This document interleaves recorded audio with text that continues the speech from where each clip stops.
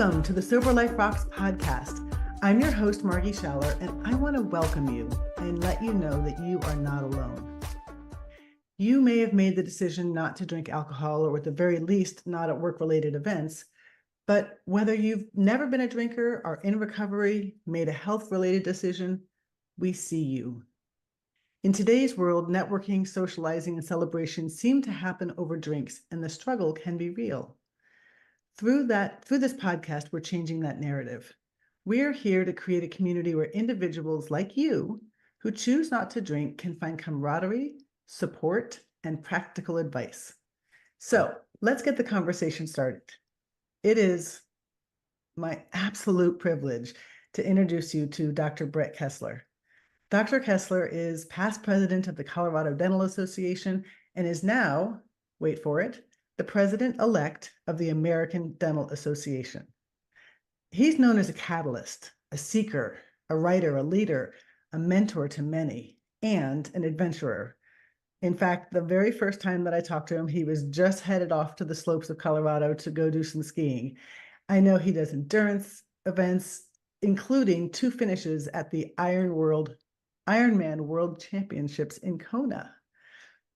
Now, we're going to hear more about his story, but Dr. Kessler changed his life in 1998 when he decided that the path he was on didn't agree with his preferred future, prompting him to do his part to make the world a better place for as many people as he could touch. 9 years later, his message was so strong that he was testifying before Congress on the ravages of methamphetamines on oral health. Today, he speaks internationally to various organizations and dental societies with a focus on well-being and leadership concepts. Dr. Kessler, welcome, and thank you for being with us. Hi, Margie. Thank you so much for having me. I'm just as excited to speak to you, and with your illustrious resume and all the people that you've touched, you're a big hero, so I'm going to bow to you. And, I think every time we talk, something good comes of it. So Absolutely. I'm excited. Yeah. Thank you for having me. Thank you. Well, before we dive into your journey in sobriety, I really don't know a whole lot about your origin story. And that's one of the places that I love to start because I think it helps, what were our formative years like? And so could you describe kind of growing up, like where was alcohol or not alcohol or celebrations? What did that look like for you growing up? So, I had a pretty average middle class upbringing in a nice part of the suburbs of North Chicago. I distinctly remember my first drink. I was about 13 years old. And I remember drinking a beer, smoking a joint, and kissing a girl all within about 10 minutes of each other. And Wow. I felt like this is how I want to feel for the rest of my life. This is amazing. And, and it just kind of, that would chase that feeling, throughout the years, not knowing it was ever going to become a problem. But it did come up, and I crossed over that line at some point, and it became an actual addiction, diagnosed disease of addiction, but throughout high school, I was an athlete, I was a musician, I was a good student, honor roll, same thing through college, did well. And, I didn't think I really had a problem, but I knew when I tried cocaine for the first time, that was the closest feeling that I had from my origin back when I was 13. And I told all my friends who I was with, don't ever let me do that again, because I know I'm going to love it. I know I love it. And I know I could be in trouble with it. And within a few weeks, I was, buying large quantities of it. And, and it took off. It became, my problem with it was whenever I had it, I would do it until it was gone. I would binge and binge and binge, and I would disappear for days on end. And, all bets were off. But then I would take months and months without doing it again. So like I never thought it was a problem. And, and I did well in college, and I got into dental school. And when I went to dental school, I made a conscious decision to do no more cocaine, because doctors don't do drugs. And so, and I didn't, actually I did seek help in college for it. I remember going to the student health and getting an assessment, and the doctor just looked at me, and she was a, one of those community resident type programs probably, and she wasn't a full doctor yet or, practicing, but she said, you shouldn't do so much cocaine. It's really bad for you. And I said, you're right. And then I went on and I did more cocaine. But I felt like I did something for it. And, then that's, from a medical professional, that was a good assessment. But entering dental school, I decided I was going to stop. And, I still drank a lot, and it was culturally normal to drink a lot. And I found my people, and, about my third year into dental school is when cocaine found me again. I say that actually, I found cocaine again, and nothing changed. As soon as I had some, I was off to the races and binging again. And I would, do these binges over, weekends and things like that, and not suffering any consequences ever. Did very well in dental school, graduated in the, higher upper echelon of my class, got into a prestigious residency in Chicago. And once again, I decided I wasn't going to do any more drugs because it was not, as you mentioned before, it was not part of a preferred future.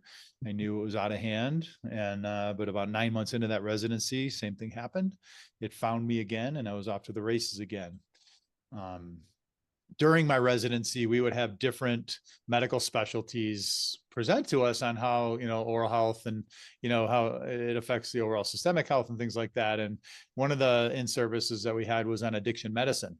And the addiction medicine doctor, she presented that, the typical doctor can be an addicted person. And, and I thought it was an intervention on me. I was really scared, actually, because I was missing a lot of work at the time due to the addiction. I would never work on patients when I was drunk or high. And, but, so I just called in sick, and that's what I was doing.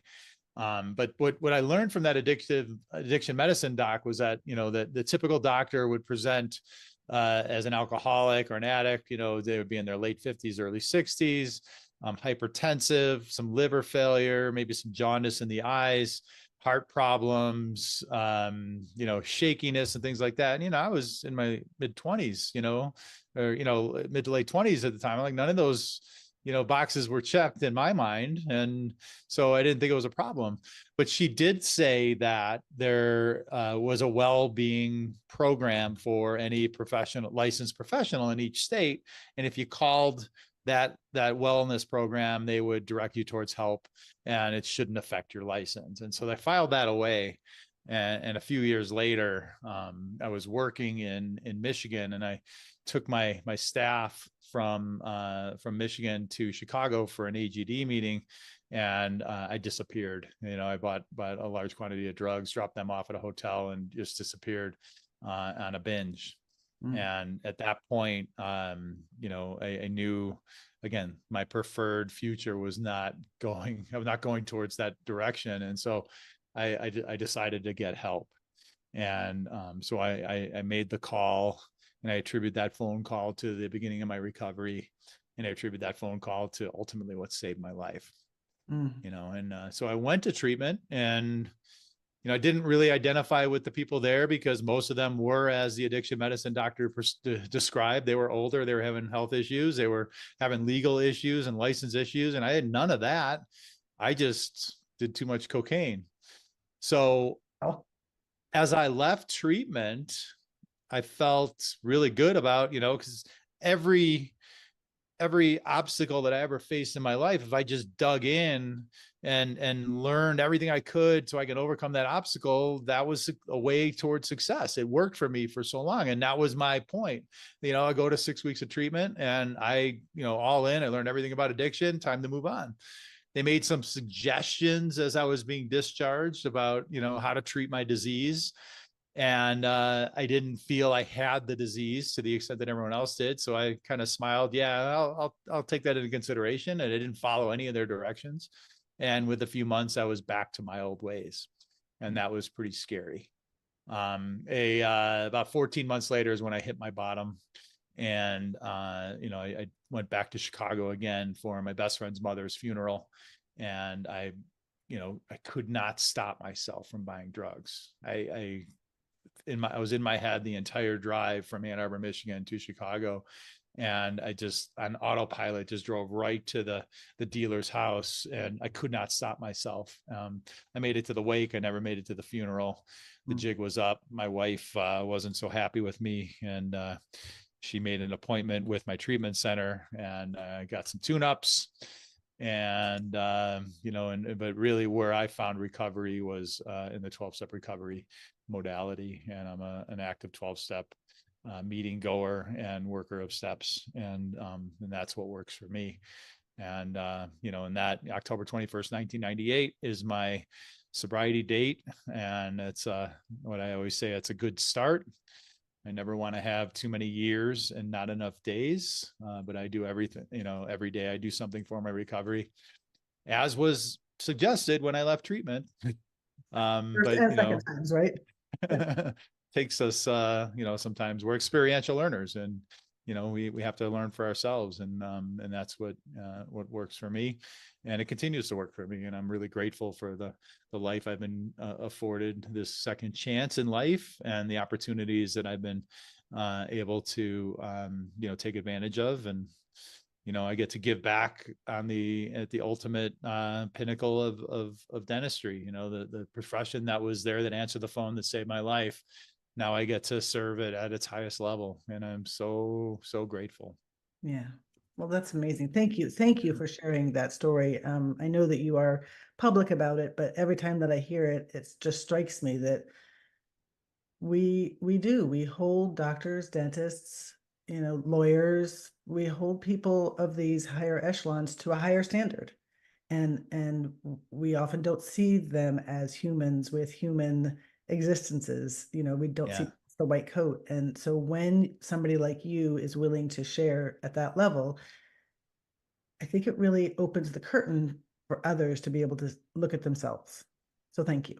That's my hope. I hope somebody who hears my story will ask some questions if they're not in a good place, and seek help, and know you don't have to do it alone. And doing alone is probably not the preferred way to get help. Yeah.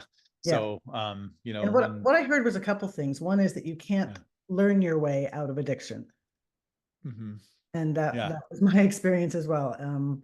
That all the head knowledge in the world only just served to feed my deep rationalization around everything I was doing. And I, yeah. And I'm sorry to cut you off. I speak to so many dentists and hygienists in confidential conversations, and, there's a big guard up with them, and they're not ready to admit they have a problem. And, let's make up this man named John, who I talked to recently, who was drinking and doing a lot of pills, opiates, and injecting himself with ketamine. Okay. And he hit a bottom, and he's resolved himself to never do it again. And that's what he's telling me. And I'm like, well, did you do any treatment or anything? No, I'm good. I'm like, your best thinking, you're a smart guy. You got through dental school. You got a successful practice. Your best thinking got you to, think that it's okay to drink and use opiates and shoot up with ketamine. Your best thinking did that.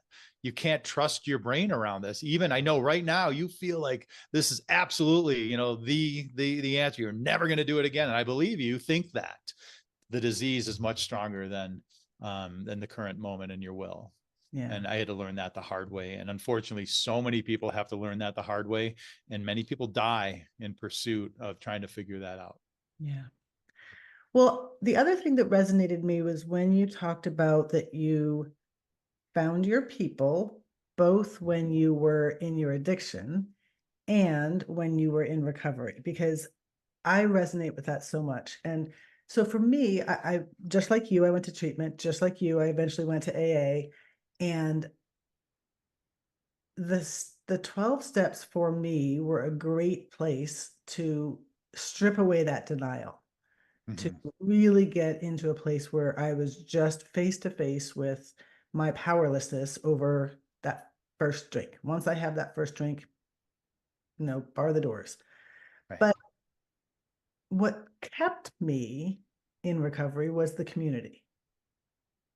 It was being able to look at other people who had similar stories, different lives, but similar stories, and the shared laughter and the shared tears, and just not feeling so shamed or so unique, or like I have to do this all on my own.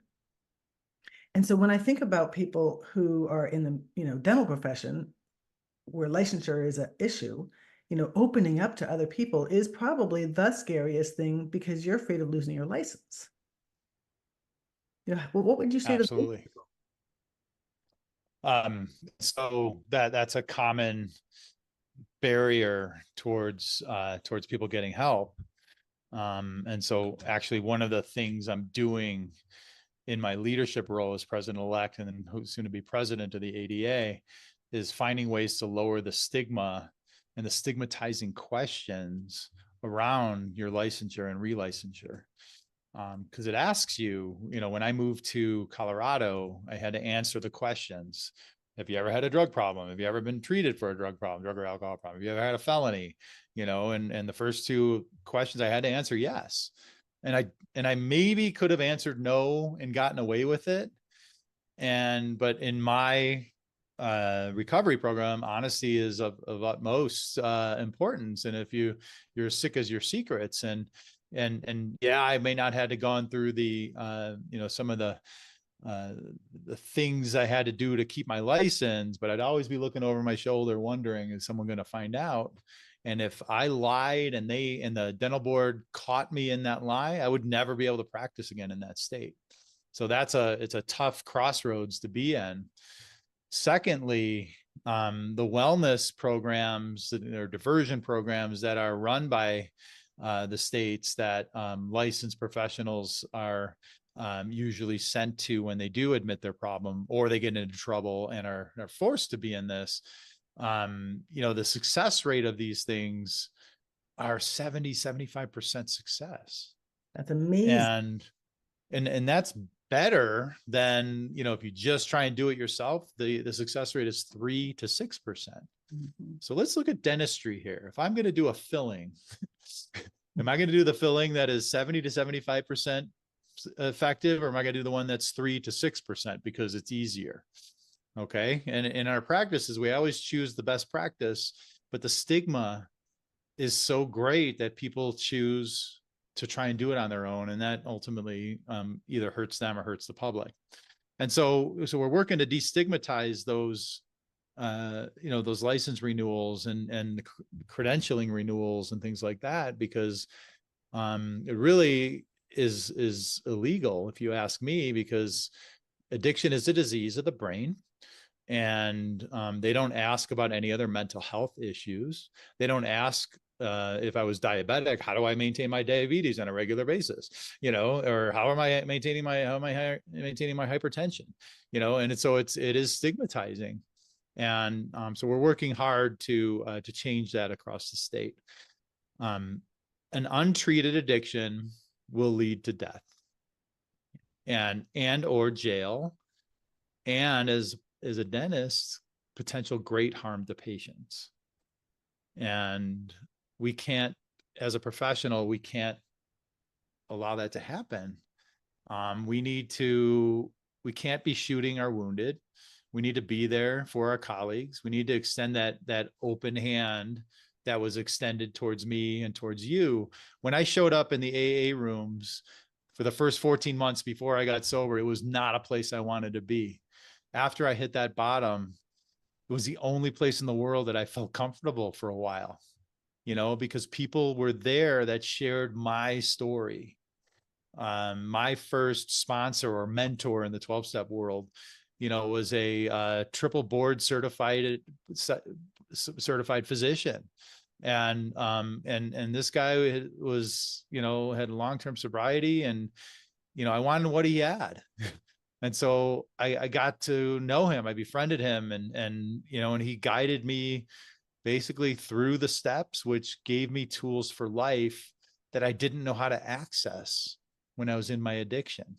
And, I kept going to meetings. I still go to meetings because I hear the stories of people facing challenges without drinking and using the tools that they picked up through their personal journey and a personal step work. I have a good forgetter, and I'm wired to feel good with the least amount of effort. And when I do that, I run into trouble. Yeah. And, I can honestly say I haven't had a drink or a drug since 1998, but I haven't been, so perfect in my life either. And the 12-step journey has taught me how to live my best life, because first it taught me how to be sober, and then it gave me a life worth living. It gave me purpose. It helped me find my purpose. Yeah. And there are many ways that people can get and stay sober besides AA. Yep. You and I both grew up in AA. I myself, credit my whole foundation, and without AA, I wouldn't be where I am today. And for me, it didn't provide me everything I needed. In the area that I grew up in, or got sober in, it was very, the AA rooms were very blue collar, which for me was actually amazing, because I needed to come off my high horse. I needed to be a people amongst people. And I became friends with people who had previously been homeless and were part of, sober biker groups, and, teachers and janitors and bus drivers. And it was amazing, because it helped strip away this, like, I'm all that, right? Right. Yep. And they couldn't have been nicer to me and my kids, and I built this community of just amazing friends. However, when I was going for a promotion to become a director at the company I was working at, or when I would go to a business trip where my job was to wine and dine my clients, I didn't have anybody there that could help me navigate that. And so I felt once again as though, like, I was facing some of these things alone. The advice I got was, when things get tough, just have an exit plan.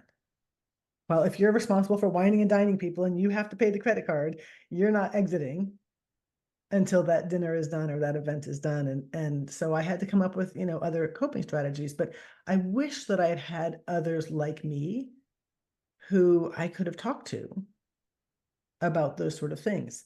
Now, you recently invited myself and one of our members to a place like that for doctors and dentists called the IDAA. And I would love for you to tell me, like, how did you find them? What are they? And what role has that community played in your life?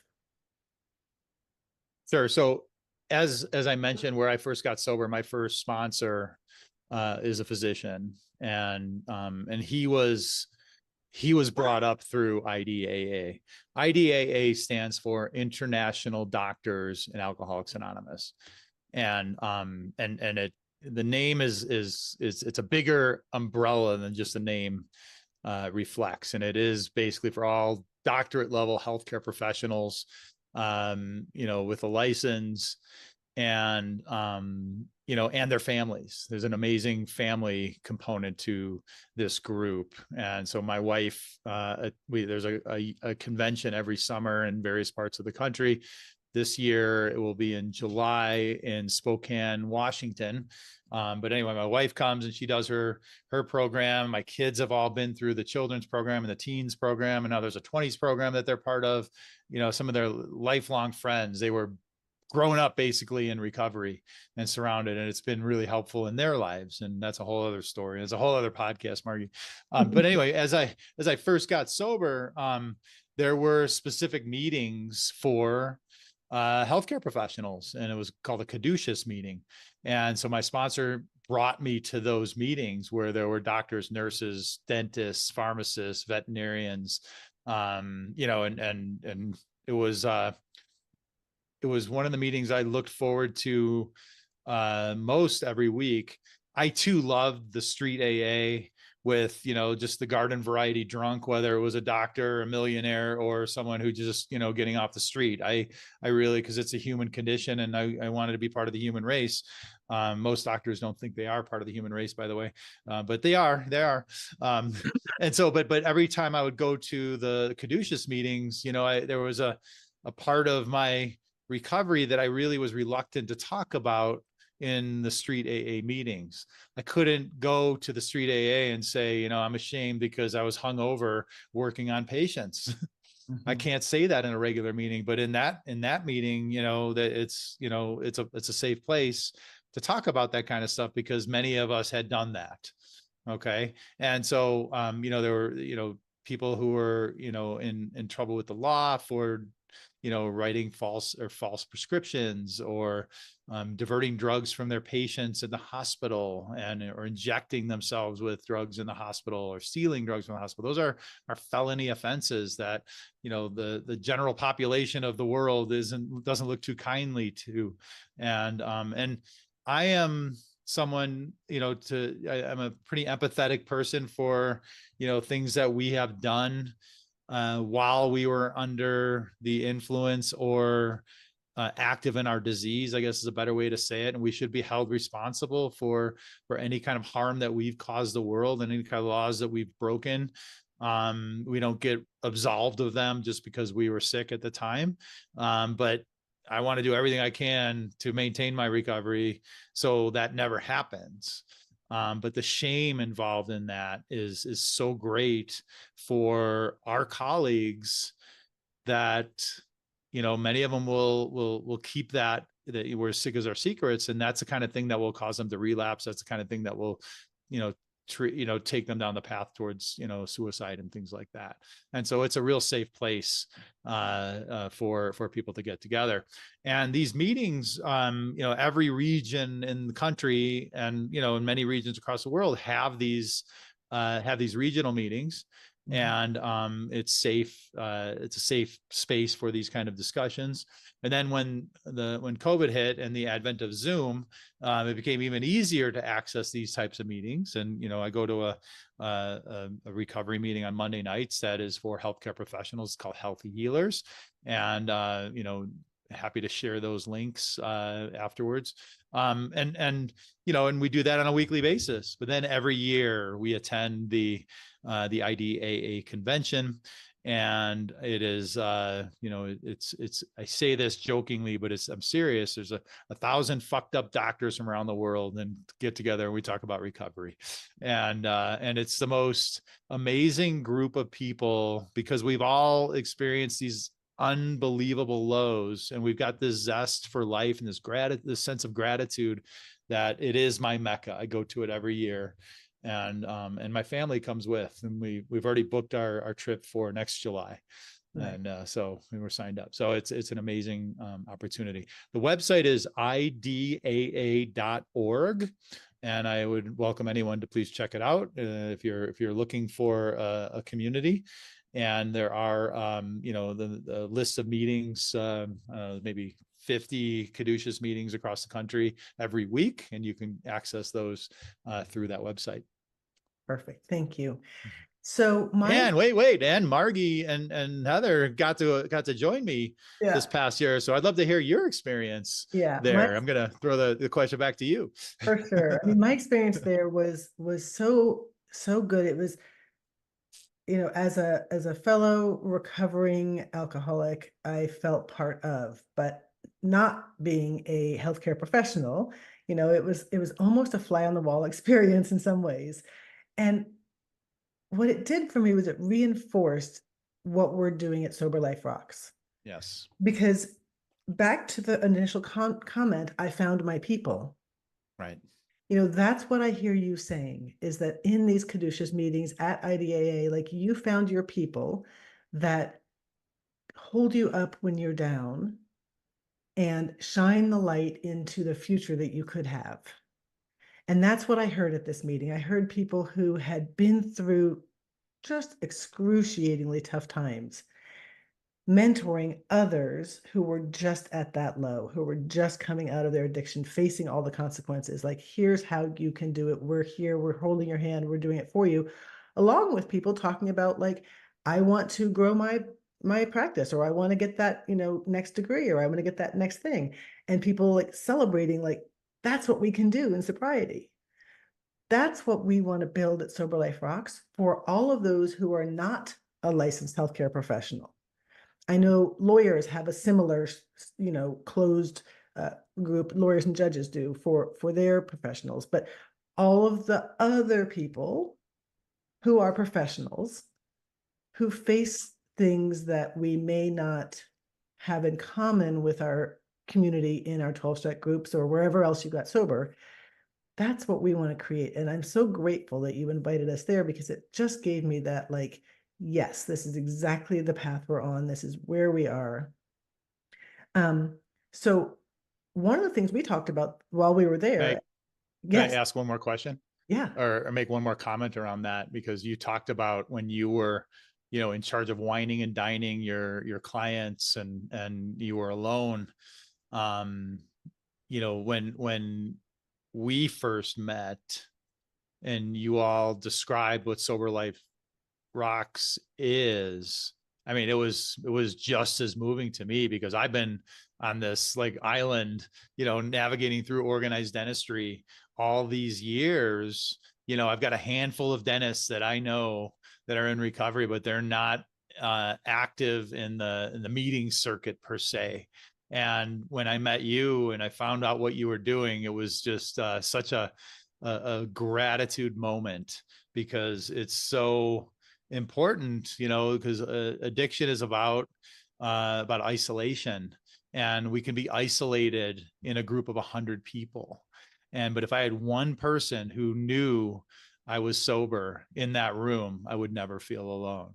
And that's what I think the epitome of Sober Life Rocks is. So I'm just going to show I don't think you can see there it is. You can see my little Sober Life Rock sticker. I have it on my computer right here. You can't see that in the camera, but I've got I truly believe in the mission of what we're accomplishing with Sober Life Rocks, and want to see it be that resource for anyone in the profession to be able to access it at will. Thank you. And one of the things we talked about while we were there in at the IDAA in Baltimore this summer was, as you said, the organization is for people who are doctorate level licensed healthcare professionals. But what about the hygienists? What about the dental assistants? What about the people even in the front office who, their friends look at them as people in the medical profession, whether or not, they're doing clinical things or not? What about all of the other ancillary healthcare nurses and all of that? We welcome everybody. We're here for the professional, licensed or not, in or out of dentistry, in or out of medicine. If you're a salesperson, if you're an accountant, help, all of the above. So I would ask you one more question. When you go to social events today, you go to a lot of meetings. Yes, I do. And there's all of the pre-meetings for the important people. There's the networking meetings as part of the conference. Then there's the parties thrown by the sponsors. And tell me your strategy. How do you navigate through those things? Well, first of all, I've been very open about my recovery for well over 20 years. So it's no secret in these rooms. And there are people out there that, that know me in just about every room that I'm in recovery and I don't drink. There's a lot of people that are new, especially, they're worried about what people will think about them if they're not drinking, because it's like socially expected to drink, but that's a story we tell ourselves in our head. And so first of all, when I go into a meeting or an event like that, I get my own drinks. I don't take drinks from other people unless I know that other person knows me and, they're going to get me that soda water with lime. Okay. And I don't drink soda water with lime, so everyone thinks I'm drinking a vodka gimlet or a gin and tonic. I drink soda water with lime because I like soda water with lime. Okay. That's it. I don't care. So I get my own drinks. If I'm not feeling comfortable, I have a cell phone and I've got a list of people that I can contact at any moment. As I am for them, they are for me. And I can always just leave. And I do that sometimes. I'm not feeling comfortable. I'm like, if there's no real reason for me to be here, or my sobriety is threatened, or I'm not all on a good emotional space, I just leave. And I go, for my own personal wellness, I'm very diligent about my sleep. I don't party till midnight anymore. I'm usually in bed before 10 and I get up at 5 and I go run and things like that. So, I try and eat well. I try and stay very well hydrated, and I try to stay spiritually fit. And so if someone asks me why I don't drink, I tell them, I used to drink and I don't drink anymore. And like, why not? Well, sometimes I'll say I'm an alcoholic in recovery. Sometimes I say it doesn't agree with my preferred future. Sometimes I say I've had my share and it doesn't work for me anymore. And if they bother me with it, I just say, hey, thank you. I shake their hand and I walk away. Okay. I don't need to be around people that have to force me to do that. Or to be in those positions. And, and I'm not a teetotaler, I don't I am watching everybody and I don't mind being around drinking. I'm 25 years sober though. And, if you're early in recovery, that may be a big trigger for you. And so if you're triggered, then I recommend you don't go to those. But I don't mind being around alcohol. I don't like being around drunkenness though. And that behavior I've got very little patience for, and so I just leave for those reasons. I've never been around my drug of choice, cocaine, since I got sober, and that scares the heck out of me. I don't know what I would do if I saw that, but I do know what I would do because I have tools today. I've just never been put in that situation. Okay, all of that matches and aligns exactly with what I do. Now you're at a dinner, and the first thing that happens is that the waiter comes and orders all the drinks. And so Yep. then you sit there while people start to drink. And then they come back and they say, can we have appetizers? And so people continue to drink. And then they finally come and ask about your meal. And you're an hour in before you ever even see your food. Meanwhile, your people at the table have been an hour into drinking. Now the conversation's getting a little silly. So, and one more thing with, there's 2 wine glasses in front of me too. And, and it was an event on Saturday where, there was a glass of champagne already poured at my spot at the table. And there were 2 wine glasses, and the waiter came around and asked me which red or white that I wanted. And I said, neither. And I put the champagne glass in the middle of the table. And, so if anyone wanted it, they can have it.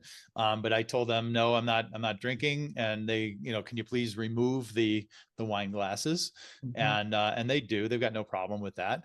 10 to 15 to 20% of people at any given time will have a substance abuse problem. Okay. Most people drink normally.